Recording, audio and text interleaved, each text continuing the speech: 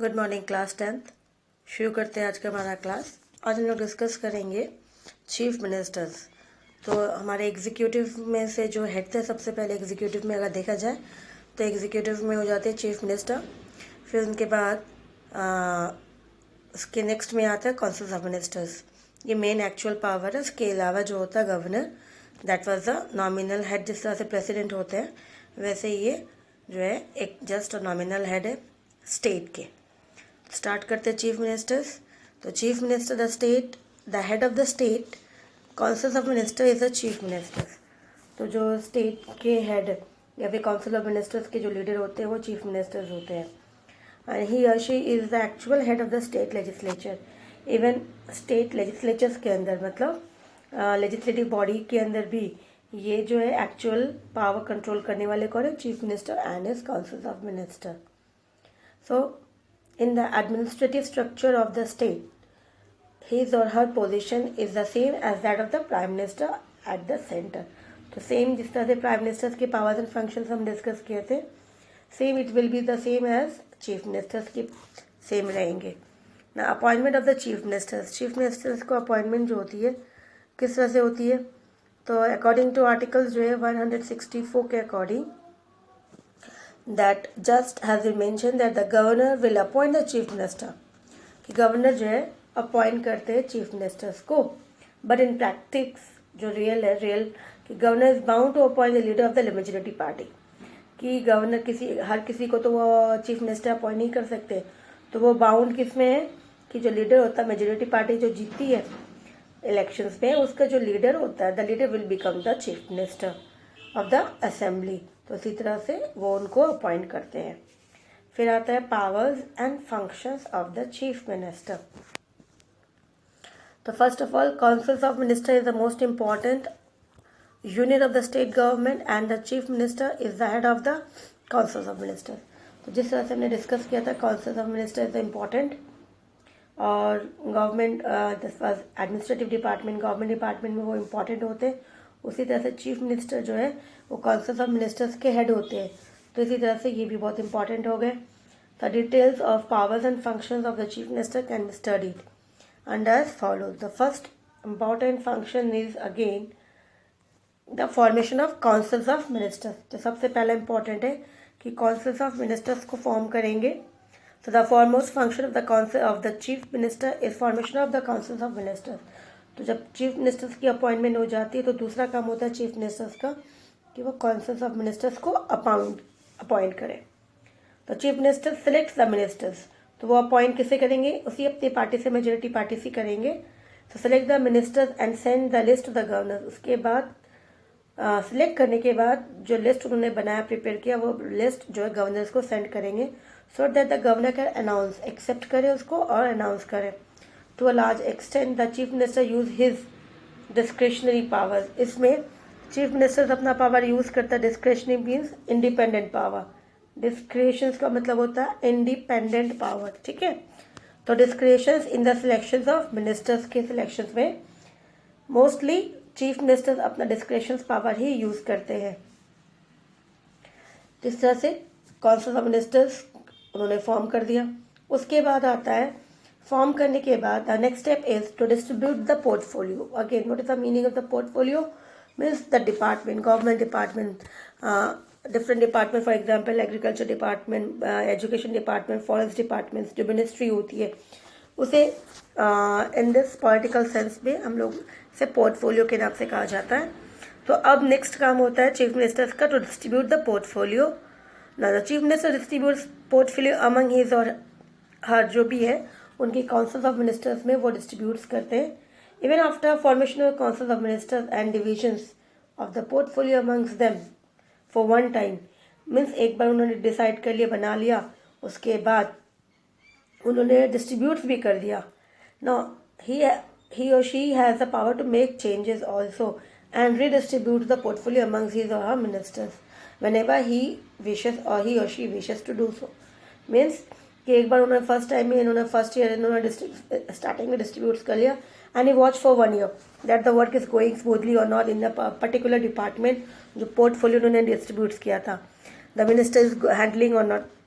तो if any problem arises, उसमें अगर कोई प्रॉब्लम अराइज होती है तो वो क्या करेंगे, रीशफल कर देंगे वापस, कि वो मिनिस्ट्री जो है वापस से किसी और को डिस्ट्रीब्यूट करके किसी और को दे देंगे, ताकि the person who is more capable of controlling the department, तो इसी तरह से उसे वो कभी भी चेंज कर सकते हैं। तो ये भी पावर चीफ मिनिस्टर के पास है। तो next is function of the cabinets. अब यहाँ पे कि फंक्शनिंग ऑफ द कैबिनेट्स, किस तरह से कैबिनेट्स काम करेंगे, क्योंकि अभी हमने डिस्कस किया था councils of ministers. It has 3 department, the most important is the cabinet, second is the state minister and the third is the deputy minister.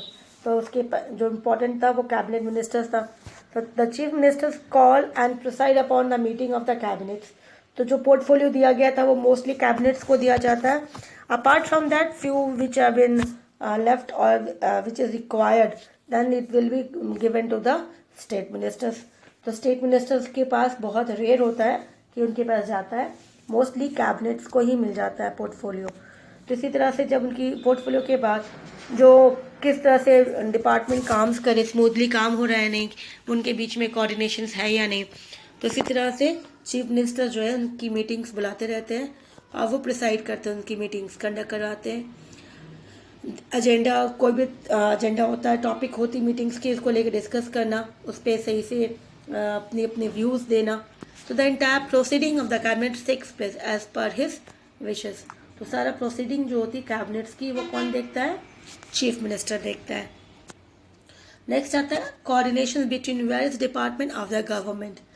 इसके अलावा भी चीफ मिनिस्टर्स को बहुत इंपॉर्टेंट काम होता है कि वो चेक करें that every departments of the governments are moving और वर्किंग स्मूथली और नॉट। तो the chief minister make effort to ensure that all the departments of the governments, जितने सारे डिपार्टमेंट्स हैं सभी डिपार्टमेंट्स जो है गवर्नमेंट के अंदर वो वर्क कर रहा है कि नहीं कर रहा है, वो एफर्ट्स इंश्योर करे सही से।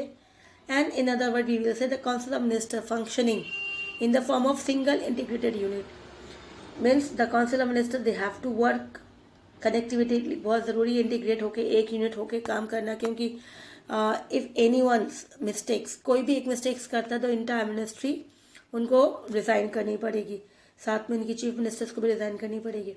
तो इसके लिए they have to work function जो भी है वो as a single unit, integrated part means connected.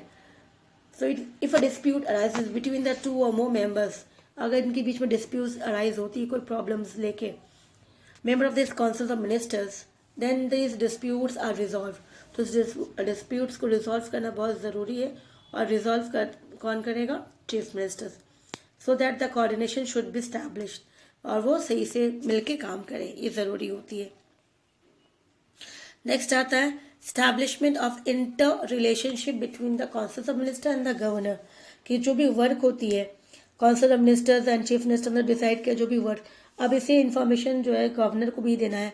तो इसी तरह से चीफ मिनिस्टर जो होते हैं कि काउंसिल ऑफ मिनिस्टर्स के साथ मीटिंग कंडक्ट किया, उसके बाद वो जाके गवर्नर को डिस्कस करते हैं। तो दैट वाज द कनेक्टिविटी, तो दोनों को कनेक्ट करता है कौन, सीएम करता है। तो इसी तरह से रिलेशन जो है दोनों के साथ उनका रिलेशन अच्छा होना चाहिए। So amongst the according to the constitution of chief minister responsible to establish inter relationship between his or her councils of minister and the governor, उनके साथ रिलेशन बना के रखना है अच्छी वाली। And he give information whatever decision has been taken through this meeting, cabinet meetings के, तो वो गवर्नर्स को डिस्कस करके बताती कि उन्होंने क्या किस तरह से किया है काम, और जो गवर्नर ने जो डिसीजन लिया, गवर्नर ने जो बात अपने व्यूज़ दिए, वो फिर वापस उनको कन्वे करना है, कैबिनेट्स को बतानी है कि गवर्नर ने इस तरह से गाइड की है। तो इस तरह से वो लिंक, दोनों के बीच के लिंक होते हैं। फिर आता है leader of the legislative assembly. The legislative assembly that was the Vidhan Sabha, the lower house, the main power is reside in the lower house only. So the chief minister is adorned with dual responsibility, कि as he was the leader of the council of ministers majority party as well as the leader of the legislative assembly. So on one hand he is the leader of the government, and the other hand he is also the leader of the legislative assembly. In the form of leader of the legislative assembly, he has important position in respect of formation of laws, and to very large extent the work of forming laws takes place as per his or her wishes. तो जिस तरह से वो जो leader है assembly के, legislative assembly के, तो उनका इम्पोर्टेंट रिस्पेक्ट किया है सबसे पहले लॉज फॉर्म करना, इम्पोर्टेंस रूल्स बनाना, उसे इम्प्लीमेंट करवाना वो किस तरह से चाहते हैं, और ये according to the wish that was the welfare of the people होना चाहिए, जनता की भलाई के लिए होना चाहिए. In the form of the leader of the legislative assembly he also can advise the governor as a leader of the assembly. तो ये एडवाइस भी कर सकते हैं गवर्नर्स को to dissolve the legislative assembly, कि अगर उनको लगता है सही से काम नहीं हो रहा तो he can ask the governor to dissolve the assembly also. तो इसी तरह से ये उनकी रिस्पॉन्सिबिलिटीज होती है. तो ये हमने डिस्कस कर लिया. तो हमने सबसे पहले लेजिस्लेटिव डिपार्टमेंट डिस्कस किया था, फिर एग्जीक्यूटिव में हमने डिस्कस किया. तो एग्जीक्यूटिव में सबसे पहले हमने डिस्कस किया था गवर्नर्स, फिर councils of ministers, and then we have discuss the chief ministers. अब आता है हमारा लास्ट ऑर्गन्स जो है हमारा जुडिशरी ऑर्गन्स है. स्टेट गवर्नमेंट्स में भी थ्री ऑर्गन्स. तो हमने लेजिस्लेटिव कंप्लीट किया. लेजिस्लेटिव के बाद फिर हमने डिस्कस किया एग्जीक्यूटिव. अब ये हमारा लास्ट है, दैट वाज जुडिशरी डिपार्टमेंट. और स्टेट के अंदर सबसे हाईएस्ट बॉडी कौन होता है? हाई कोर्ट होती है. तो यहाँ पे हाई कोर्ट के बारे में डिस्कस करेंगे. Same it will be we have seen in the supreme court. थोड़ा सा वेरी करेगा, दैट वाज उनकी एज जो है और लिमिट, थोड़ा बहुत पावर लिमिटेशंस होगी. ठीक है. तो सबसे पहले qualifications, appointments and power of the जज of the high court discuss करते हैं. A unified judiciary is present in India and the supreme court is presented at its highest level. In the judiciary, the Supreme Court is at the highest place, followed by the High Court. On the state level, the High Court is the highest judicial organization. So, according to the Articles 214, every citizen has, or every state has its High Court, and there can be a single High Court for two or more than two states. तो यहाँ पर कि most important कि सबसे highest court जो है, सबसे highest level पे कौन है हमारा जुडिशरी में? सुप्रीम कोर्ट है. तो जुडिशरी के अंदर देखा जाता है supreme court is the highest, सबसे टॉप प्लेस में. फिर उसके बाद नीचे आता है हाई कोर्ट आता है. स्टेट लेवल के अंदर high court is the highest state के अंदर. और उसी तरह से अकॉर्डिंग टू द आर्टिकल्स जो है, क्योंकि अगर देखा गया कि कुछ स्टेट्स जो है बहुत स्मॉल स्टेट्स होती है, बहुत ही छोटी होती है साइज के according, so there is no need to have a separate high court. तो इसके लिए कहा गया there is a single high court also for more than two और मोर. ये दो या दो से ज्यादा स्टेट होती है, उसके साथ वो एक ही सिंगल हाई कोर्ट को शेयर करते हैं.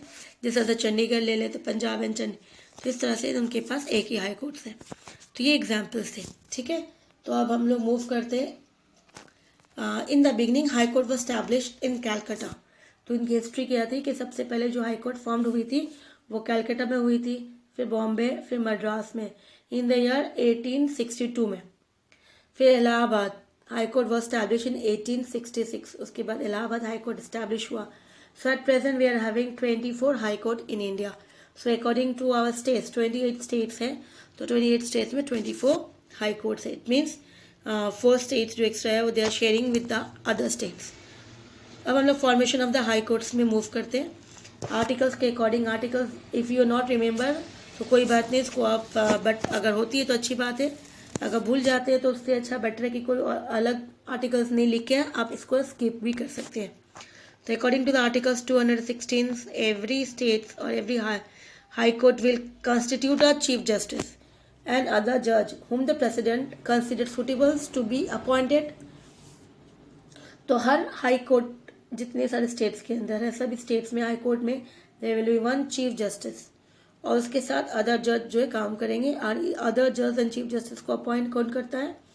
प्रेसिडेंट अपॉइंट करते हैं. ठीक है. तो द नंबर ऑफ द जज, number of the high court जज will be determined by the president.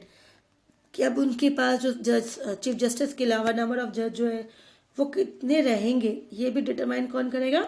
President decide करेंगे. अकॉर्डिंग अपॉइंटमेंट ऑफ द जज, तो the president appoint the chief justice. तो सबसे पहले प्रेसिडेंट जो होती है आर्टिकल्स के अकॉर्डिंग 217, पहले 216 था, इस तरह से ईजी हो जाता है 216 देन 217. तो according to that the president appoints chief justice, chief justice को अपॉइंट करते हैं एंड अदर जज ऑफ द हाई कोर्ट, उसके अलावा अदर जज को अपॉइंट किया जाता है. फिर आता है the president appoint the chief justice of high court after taking advice from the chief justice of the supreme court. तो जब प्रेसिडेंट उनको अपॉइंट करते हैं तो प्रेसिडेंट क्या करते हैं, सबसे पहले चीफ जस्टिस को जब अपॉइंट करते हैं तो वो चीफ जस्टिस ऑफ जो सुप्रीम कोर्ट होते हैं उनसे वो एडवाइस लेते हैं। उनकी जो सिस्टम्स होती है, कॉलीगल सिस्टम्स होती है, उससे सारे, उसके साथ साथ उनके गवर्नर्स, जो स्टेट गवर्नर्स होते हैं जिस स्टेट के लिए अपॉइंट किया जा रहा है, उनसे डिस्कस किया जाता है। उसके बाद जब वो chief justice of state of high court जब वो अपॉइंट कर लेते हैं, फिर इसके अलावा फिर अदर जज जो होते हैं वो अपॉइंट करते हैं, अगेन प्रेसिडेंट अपॉइंट करते हैं, लेकिन अब वो अपॉइंट किसके थ्रू करेंगे, with the advice of the chief justice जो स्टेट के अपॉइंट किया था उसके थ्रू, एंड सुप्रीम कोर्ट के chief justice and the governors, इन तीनों से वो डिस्कस करके अदर जज को अपॉइंट करेंगे। फिर आता क्वालिफिकेशन में अगर हम जाते हैं अकॉर्डिंग टू आर्टिकल्स 217, और ये आर्टिकल्स 217 का पार्ट 2 हो गया। तो फॉलोइंग क्वालिफिकेशंस जो है, सबसे पहले he should be Indian citizens, फिर should have a judicial post जो इन इंडिया के अंदर होना चाहिए, मिनिमम पीरियड ऑफ 10 ईयर्स उसने लगभग कंटिन्यू किया है। इसके अलावा third, he should have been an advocate for a minimum of 10 years, या फिर वो हाई कोर्ट में 10 ईयर्स में as an advocate, as a lawyer उन्होंने प्रैक्टिस की है, ठीक है, पीरियड ऑफ 10 ईयर्स, या फिर एनी 2 और मोर स्टेट्स और सच कोर्ट्स, उसके अलावा किसी और 2 या 2 से ज़्यादा कोर्ट में उन्होंने काम किया है, तो जाके वो एलिजिबल हो जाते हैं to be appointed as a जज ऑफ हाई कोर्ट। अब इसकी 10 ईयर्स कितनी होती है, 10 ईयर्स होती है मीन्स पीरियड, तो कितने पीरियड्स के लिए अपॉइंट किया जाता है, कितने समय तक ये काम कर सकते हैं, he will be work as the age of 62।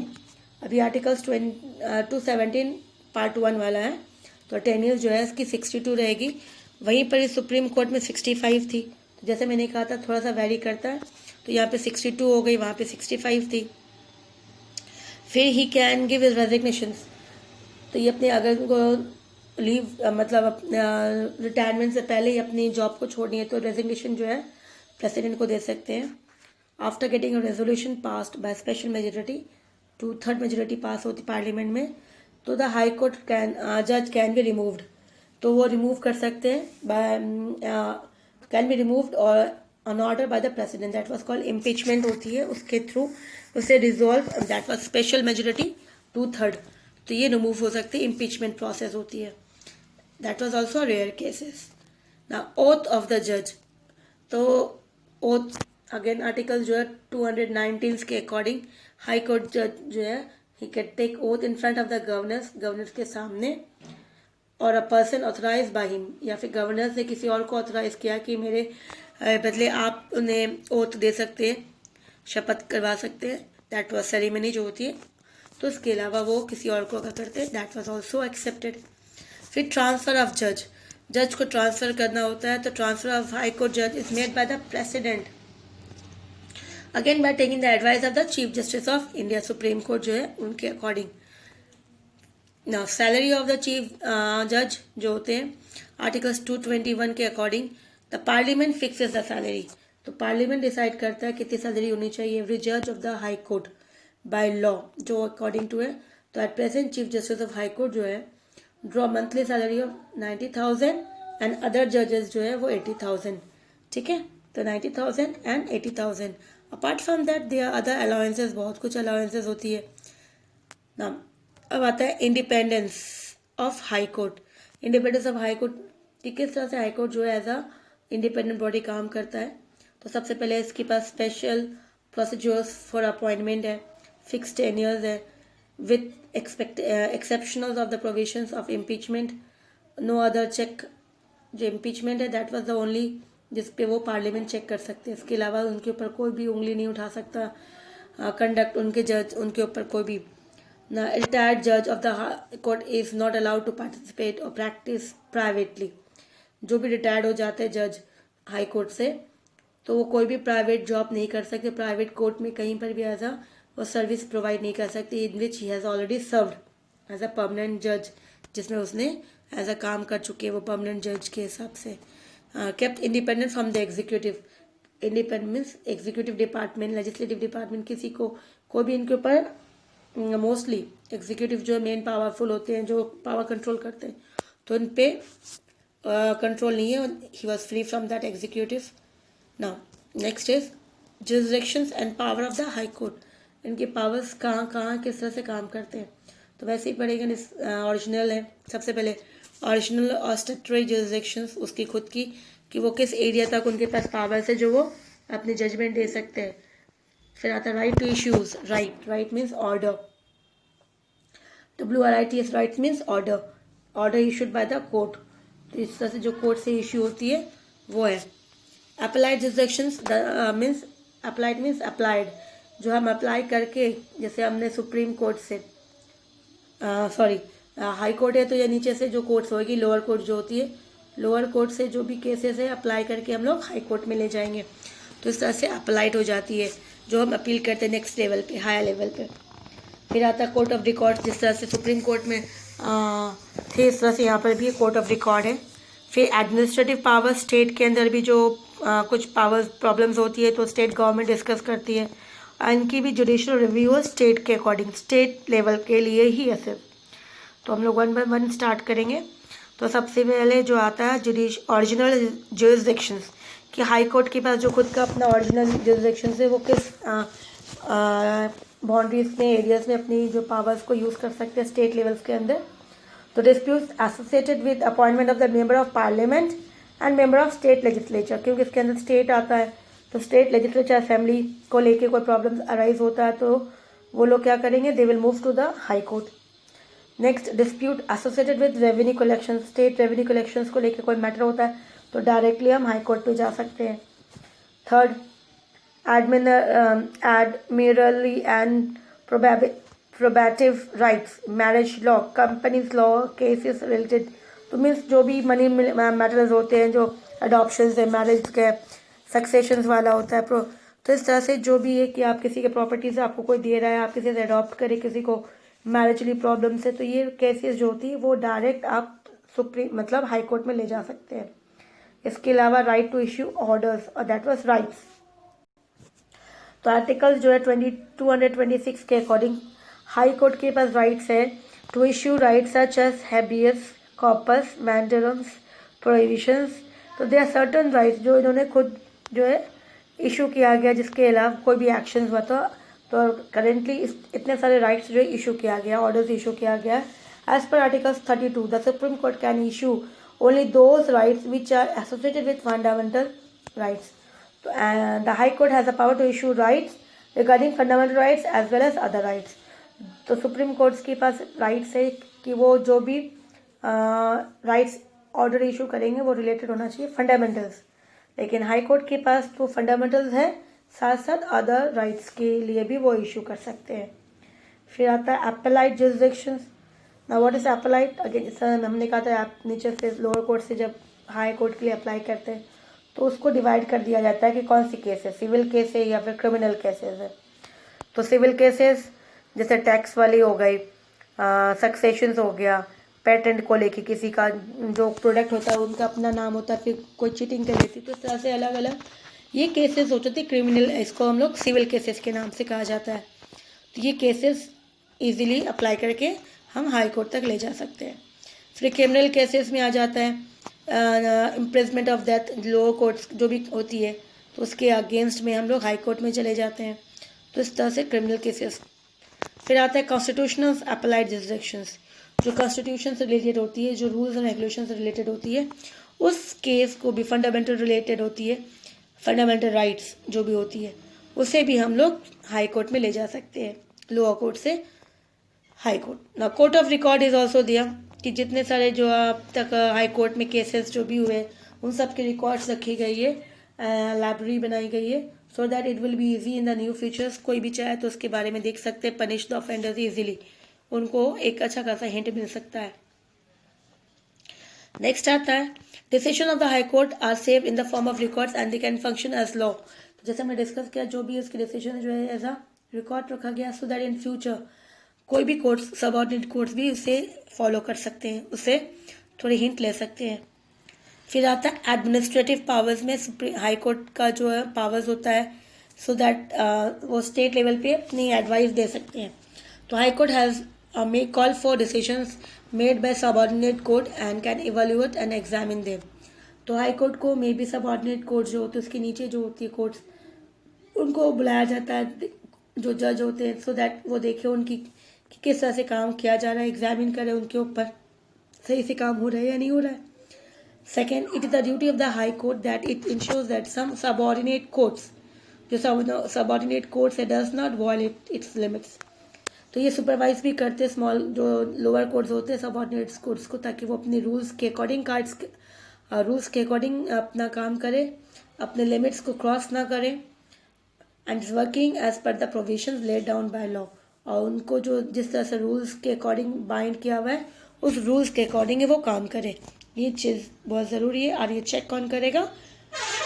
High court करेगी. फिर number third, it can remove a case from one court and transfer it to the other court for considerations and verdicts also. तो sometimes if अगर court को लगता है कि यहाँ पे प्रॉब्लम हो रही है तो it can transfer the case. तो सुप्रीम कोर्ट हाई कोर्ट क्या करेगी? वो ट्रांसफर कर देगी नेक्स्ट कोर्ट के लिए. फिर नेक्स्ट आता है जुडिशियल रिव्यू में. तो जुडिशियल रिव्यू जो है means high court has the power to declare the working of the central and the state government and executive as valid और इनवैलिड.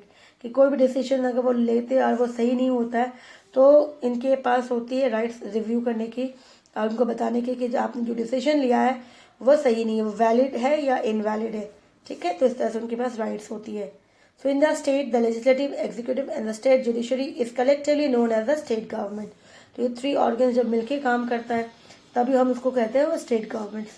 ठीक है, तो इसी तरह से हमारे जो स्टेट गवर्नमेंट्स कंप्लीट हो गए. ये चैप्टर रिकॉल्स है, इसके अलावा क्वेश्चन आंसर्स है. तो क्वेश्चन आंसर जो है अभी जैसे हमने डिस्कस किया था तो आपको दिख गया होगा स्क्रीन में भी कुछ नंबर्स लिखे थे वेरी शॉर्ट करके. इसके थ्रू भी कर सकते हो आप. ठीक है, अदरवाइज मैं इसकी लिंक दे दूँगी आंसर्स की. Thank you.